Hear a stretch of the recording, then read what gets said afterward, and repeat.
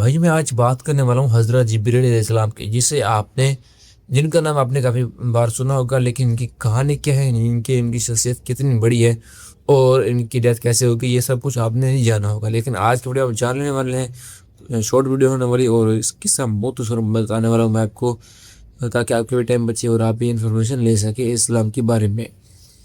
اب بات کرتے ہیں حضرت جبریل علیہ السلام کا کام کیا تھا۔ حضرت جبریل علیہ السلام کا کام تھا نبیوں تک پیغام پہنچانا، اور دوسرا کام تھا قرآن کی آیات کو رسول صلی اللہ علیہ وسلم تک پہنچانا، اور تیسرا کام تھا شب معراج کا۔ شب معراج کا تو ذکر میں بعد میں کرتا ہوں، ابھی بات کرتا ہوں ان کے سائز کتنے ہیں۔ حضرت رسول صلی اللہ علیہ وسلم نے فرمایا کہ میں نے جبریل علیہ السلام کو صرف 2 بار دیکھا ہے اس کی اصل شخصیت میں، یعنی کہ اس کا جو ایک پر ہے وہ پوری کائنات کو کور کر سکتا ہے، اتنا بڑا ہے ان کا ایک پر ہے، اور ان کے کتنے پر ہیں وہ بتائے جاتے ہیں 600 ونگز، یعنی کہ 600 ونگز ہیں حضرت جبریل علیہ السلام کی۔ تو اب اندازہ نہیں لگا سکتے کہ ان کا سائز کس طرح بڑا ہے، ان کا شخصیت کتنی بڑی ہے۔ اور وہ مٹی سے بھی نہیں بنے اور نہ ہی وہ آگ سے بنے ہیں، وہ بنے ہیں روشنی سے، وہ بنے ہیں نور سے۔ تو نور سے بنے ہیں وہ، تو ان کا جو جسم، جن کی جو شخصیت ہے وہ وائٹ ہے، بالکل سفید روشنی کی طرح، نور کی طرح۔ تو بات کرتا ہوں کہ ابو شب معراج کی، شب معراج کا کیا منظر تھا اور ان کا کیا رول تھا حضرت جبریل علیہ السلام کا۔ جب حضرت جبریل علیہ السلام رسول صلی اللہ علیہ وسلم کو اوپر لے جا رہے تھے، تو ایک دروازہ ہے جہاں پر جبریل علیہ السلام نے کہا میں آگے نہیں جا سکتا، اگر میں آگے گیا تو میں جل جاؤں گا۔ تو آپ اسی بات کو پوائنٹ پہ رکھیں، کیونکہ انہوں نے کہا کہ اگر میں آگے گیا تو میں جل جاؤں گا۔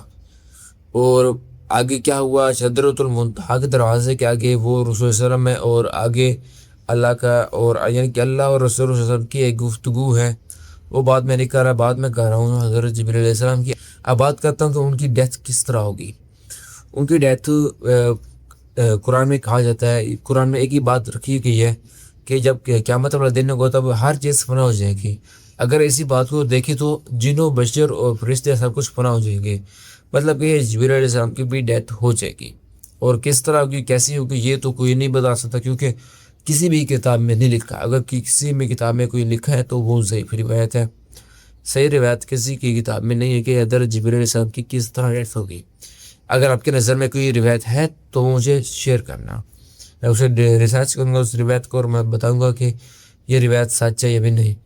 اب بات کرتا ہوں کہ ان کی ڈیتھ کس طرح ہوگی۔ تو میں نے تو آپ کو پہلے بتایا کہ ڈیتھ کا کوئی نہیں بتا سکتا۔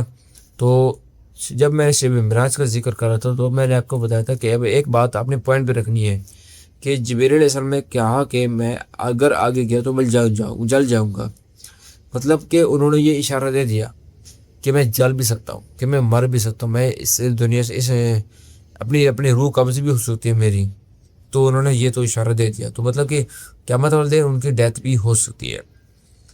تو جب ان کی ڈیتھ ہو جائے گی، جب سب کچھ فنا ہو جائے گا، جب سب کچھ بھی نہیں ہوگا، جس صرف اللہ کی ذات ہوگی، تو اللہ کی صرف ایک آواز ہے گی، اور کون سی آواز ہونے والی وہ اس ویڈیو کے بعد آپ نے وہ ویڈیو سننی ہے، وہ میں پلے کر دوں گا، تو آپ نے وہ ویڈیو سننی ہے اور وہ فیل کرنی ہے۔